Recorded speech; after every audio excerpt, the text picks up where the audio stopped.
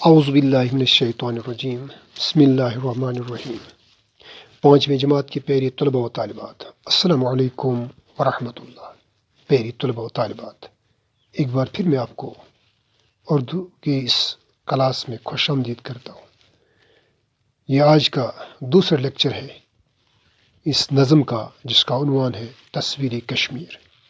تو آئیے پیاری طلباء و طالبات، سیدھے اسی نظم کی طرف ہم جاتے ہیں اور اس باقی مدہ نظم کو ترنم کے ساتھ پڑھتے ہیں۔ اس کے بعد اس کی میں مختصر سی تشریح آپ کے سامنے رکھوں گا۔ دیکھیے گلمرگ کی کیا شان ہے، چشم گردوں دیکھ کر حیران ہے، وادی کشمیر کی وہ جان ہے، ایک سراپا حسن وہ میدان ہے،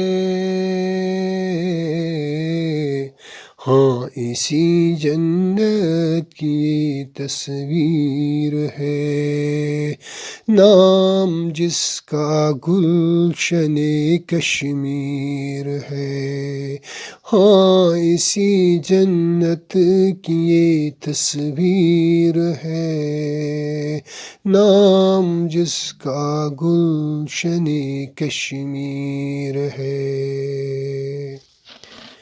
ہاں چناروں کی وہ شان دلربا اور وہ سرو سنوبر کی فضا، جھیل ڈل کے یہ کنول خوش نما، کشتیوں کا بھی نظارہ ہے جدا، ہاں اسی جنت کی تصویر ہے، نام جس کا گلشن کشمیر ہے، ہاں اسی جنت کی یہ تصویر ہے، نام جس کا گلشن کشمیر ہے۔ آئیے پیارے طلباء و طالبات، ان اشعار کی تشریح کی طرف جاتے ہیں۔ شاعر اس نظم میں، جیسے آپ کو اس کے عنوان سے یہ پتہ چلتا ہے کہ وہ منظر کشی کر رہا ہے کشمیر کی خوبصورتی اس نظم میں اجاگر کر رہا ہے۔ تو یہاں دیکھیے گلمرگ کی کیا شان ہے، چشم گردوں دیکھ کر حیران ہے، یعنی گلمرگ بھی دیکھیے کتنی خوبصورت جگہ ہے، پہاڑ کی ایک چوٹی کے اوپر، جہاں لاکھوں لوگ اندر کے اور باہر کے، ملک کے اور بیرونی ممالک کے لوگ اسی خوبصورتی کو دیکھنے کے لیے آتے ہیں۔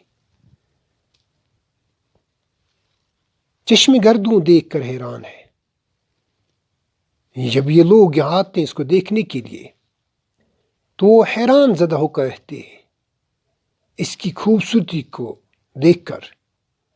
وادی کشمیر کی وہ جان ہے، یعنی جو گلمرگ ہے یہ بھی ایک پہچان رکھتی ہے کشمیر کی اس وادی میں، یعنی یوں سمجھیے آپ، یہ روح ہے کشمیر کی وادی کی، یہ گلمرگ، یہ ایسا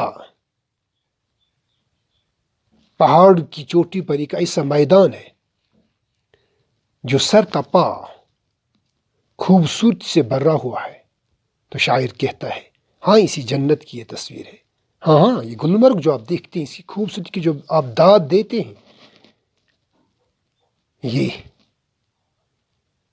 اسی جنت کشمیر سے منسلک ہے، یعنی یتھ گلمرگس تہ چھ واسطہ، یتھ جنت نما کشمیرس پٮ۪ٹھ یتھ ناو چھُ گلشن کشمیر.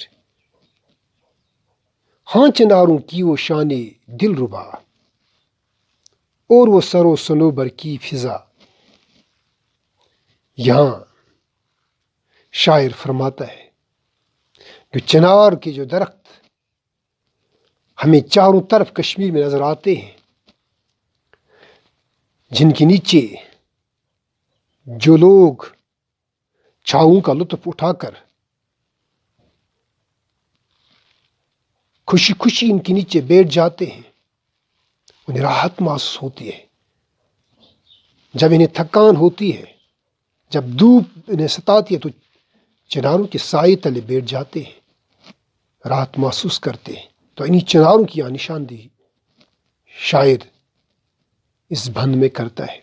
ہاں چناروں کی وہ شان دل ربا، یعنی دل ربا معشوق یا دل بر کو ہم کہیں کا معنی رکھتا ہے.